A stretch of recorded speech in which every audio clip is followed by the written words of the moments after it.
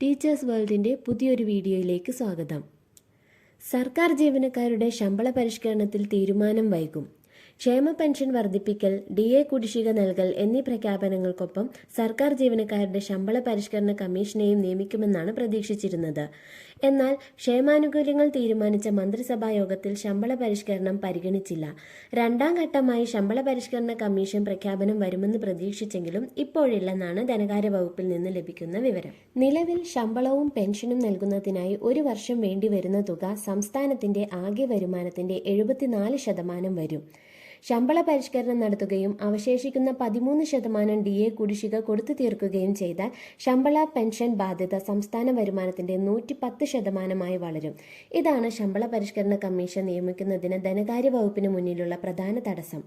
ശമ്പള പെൻഷൻ ചിലവ് ആകെ വരുമാനത്തിനപ്പുറം കടക്കുന്നത് സംസ്ഥാനത്തിന്റെ സാമ്പത്തിക സ്ഥിതിയെ തകിടം മറിക്കും. തനത് വരുമാനത്തിന് പുറത്തുനിന്ന് സംസ്ഥാനത്തിന് പണം ലഭിക്കുന്നത് കേന്ദ്രത്തിന്റെ നികുതി വിഹിതവും പൊതുവിപണിയിൽ നിന്നുള്ള വായ്പയുമാണ്. ശമ്പള ചെലവ് 110% ഈ തുകയിൽ നിന്ന് ഒരു ഭാഗം എടുക്കേണ്ടി വരും. ഇതോടെ വികസനമടക്കമുള്ള മറ്റ് ചിലവുകളെല്ലാം പ്രതിസന്ധിയിലാകും.